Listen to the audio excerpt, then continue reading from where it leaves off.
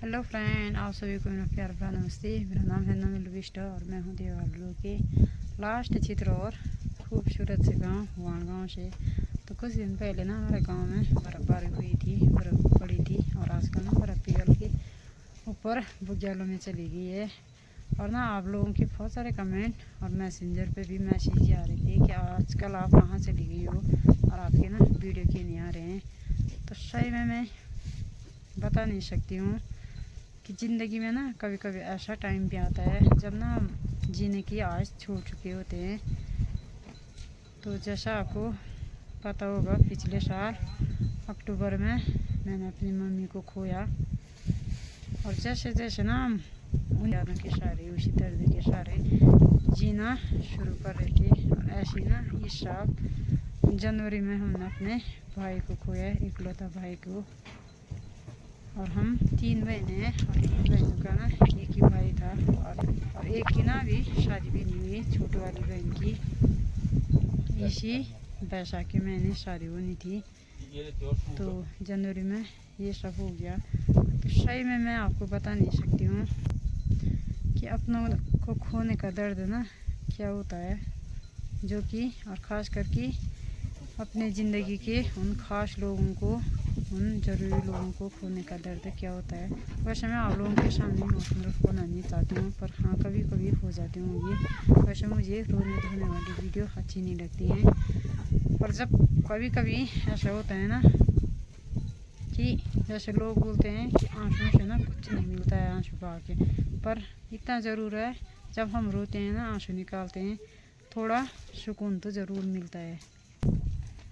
और जैसे लोग बोलते हैं ना कि दर्द के मारे कलेजा फटता है, तो सही में ये चीज़ ना मुझे एहसास हो रही है कि सही में ऐसा भी होता है, जो कि जीवन में ऐसा टाइम भी आता है।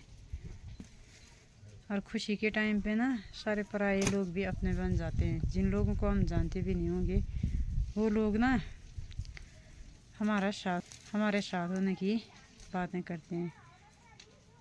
और दुख के टाइम पे ना जो अपने लोग भी होते हैं ना वो भी दूर हो जाते हैं। और इतना तो ज़रूर है, ऐसा टाइम पे ना जब हमारा बुरा दौर चल रहा होता है, जो लोग हमारा साथ देते हैं ना, हमारे साथ खड़े होते हैं, वो लोग ना ज़िंदगी भर के लिए याद रहते हैं। और ये भी और अपने ना वो नहीं होते हैं जो कि बातें करते हैं अपनेपन की, कि अपने होने की बातें करते हैं। अपने वो होते हैं ना जो अपने होने का एहसास भी कराते हैं। तो क्या बताएं, ज़िंदगी में ना ऐसे कई टाइम आते हैं, मैं और हम ही ऐसे नहीं होंगे कि जो कि हमारी लाइफ में ऐसा होता है। बहुत सारे बहनें होंगी जिनका एक ही भाई होता होगा या उनके माँ बाप चले जाते होंगे, तो वो लोग भी ना जीने की कोशिश करते होंगे, जीते होंगे जैसा हम भी जी रहे हैं, खुशी से जी रहे हैं, गम में जी रहे हैं, भूखे जी रहे हैं, खा के जी रहे हैं। ज़िंदगी तो जीनी पड़ती है, जब तक सांसें रहती हैं ना तो किसी न किसी हाल में तो जीना पड़ता है। और पता है, एक दिन मैंने भाई को गए नहीं हुए, तो आजकल मैं हमने अपने चाची को भी खो दिया है, अपनी ही चाची। पता नहीं हमारी नसीब में ऐसा क्या हो रहा है, क्या लिखा है। जब से पैदा हुई होंगी, जब से चलना फिरना सीखा होगा, तब से ना यही दर्द के साथ जीते आ रहे हैं। जब से 12-13 साल के थे हम, तब तो हमने अपने पापा को खो दिया था। तो सही बताऊँ, मैं जब हमारे पापा चले गए थे ना, तब इतना दुख नहीं हुआ था, क्योंकि साथ में मम्मी खड़ी थी। और कभी ऐसा एहसास भी नहीं हुआ होगा कि अगर हमारे भी पापा होते तो हम भी अच्छा खाते, अच्छा पहनते। ऐसी चीज़ों से कभी पापा का न होने का एहसास नहीं हुआ होगा। हाँ, जब लोग ना पापा बोलते थे, लोगों के पापा आते थे, तब हम भी सोचते थे काश हमारे भी पापा होते। ऐसी वो दर्द भी सहा, जितने गांव में ना जो काम मर्द लोग करते थे, यानी आदमी लोग करते थे, हम सारी बहनों ने ना वो सारे काम किए। जैसा आप लोग बोलते हैं ना, कभी कभार मेरी हल वाली वीडियो आती है तो आप लोगों के कमेंट आते हैं कि पहाड़ों में औरतें हल नहीं लगाती हैं, लड़कियां हल नहीं लगाती हैं, ये गलत है, ये पाप है, ये है वो। पर सही बताऊँ, मुझे ये नहीं लगता है हल लगाना कोई बुरी बात नहीं है, इज्जत का काम है। और जब कोई लोग भी ना अपनी खुशी से नहीं लगाता है, इतना कष्ट काम ना कोई लोग अपनी खुशी से नहीं करता है।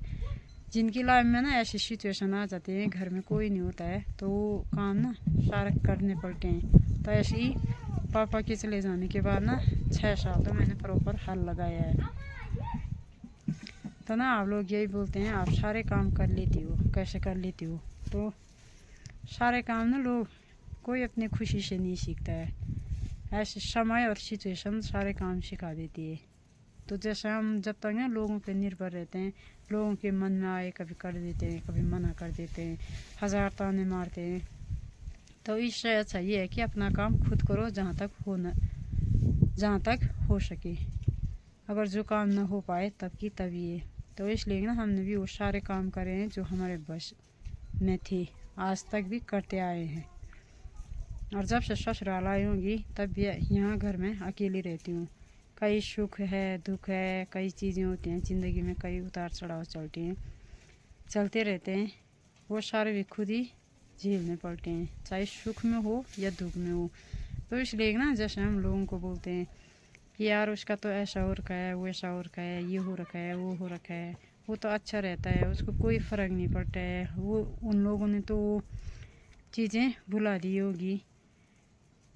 तो भुलाता कोई ना किसी को नहीं है, ज़िंदगी भर याद रहते हैं जब तक सांसें चलती हैं। पर इतना है कि धीरे धीरे ना उसी दर्द में इंसान जीना सीख जाता है और जीने की ना कोशिश करनी भी पड़ती है। तो यही चीज़ें पता नहीं सही में कभी कभी ऐसा लगता है क्या नसीब लिख के लाए होंगे हम, क्या नसीब हो गया हमें, कभी किसी का साथ या सुख अच्छे से नहीं मिला। यही है, अभी भी 2 छोटे छोटे भतीजे हैं, भतीजी है 3-4 साल की, भतीजा है 2 साल का, एक बहन है अभी 25-26 साल की, शादी होनी थी उसकी भी। तो भाभी अकेली है, भाभी भी ना बहुत छोटी है, अभी मेरे से तो बहुत छोटी है, 27-28 साल की। तो इन सब चीज़ों को देख के ना सही में कलेजा फटने लगता है, ऐसा दर्द होता है सीने में। एक ही तो भाई था, लोगों के भाई आते हैं जाते हैं, भाई के साथ के लोग अभी भी दिखते हैं, हमें मिलते हैं, तो पता है कितना दर्द होता है, मैं बता नहीं सकती हूँ सही में।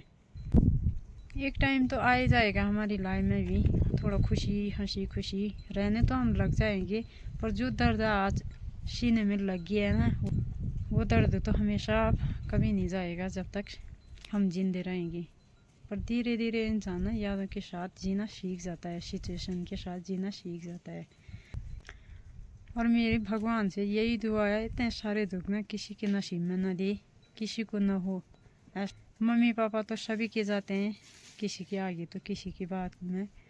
तो पता नहीं हमारे तो ऐसे बचपन में पापा चलेगी, मम्मी की, और मम्मी का भी अभी जाने का टाइम नहीं हुआ था, मम्मी भी चलेगी, और एक ही तो भाई था वो भी चलेगी। आज ना जैसी हम जिए, जितने छोटे हम थे, हम भी 1-2 भाई बहन ऐसे छोटे थे, मेरी बहन छोटी, और हम भी ना जब पापा गए मेरी बहन छोटी छोटी थी। तो आज हम तो सारे अपने अपने लगने वाले थे, सभी का ठीक होने लग गया था, और आज मेरे भतीजे ऐसे छूट गए जैसे हम छूटे थे। और बिना बाप के जीना ना कितना मुश्किल होता है, हमें अब पता चलता है जब हम अपने बच्चों को पाले। और बचपन में ना जैसे मेरे भतीजे हैं अभी इतने छोटे, उनको क्या पता बाप का प्यार क्या होता है, बाप क्या होता है। ऐसे पहले हम भी थे, हमें भी कोई इतना आइडिया नहीं था कि फैमिली में ना एक आदमी की इम्पोर्टेंट क्या होती है, क्योंकि हमने कभी देखे ही नहीं। जब थोड़ा समझने लगते थे तब तो हमारे पापा चले गए थे। और बच्चों को क्या चाहिए, खाने को चाहिए, पहनने के लिए चाहिए, और ये पता नहीं होता है कि कहाँ से आ रहा है, और लाने वाला ना दिलाने वाला या खिलाने वाला कैसे करके खिला रहा है, वो कोई पता नहीं होता है। वो सारी चीज़ों का पता ना जब अपने सर पे जिम्मेदारियाँ आती हैं तब पता चलता है। जैसे मुझे आज लगता है कि मेरी मम्मी ने ना हमको कैसे पाला होगा, और हमारे भाभी हमारे भतीजों को कैसे पालेगी। तो वो चीज़ें खुद पे बीतने के बाद पता चलती हैं। पहले सही बताऊँ, पहले ना जिन लोगों के घरों में मैं आदमी को देखती थी तो यही लगता था ये लोग ना आदमियों के साथ कैसे रहते होंगे, क्योंकि हम ना भैया तो स्कूल रहते थे, बचपन से बाहर ही रहते थे। तो हम 4 जने ही रहते थे, 3 बहनें और एक मम्मी साथ में। तो जिन लोगों के घर में ना आदमी होते थे तो ऐसा लगता था कि ये लोग ना आदमी के साथ कैसे रहते होंगे।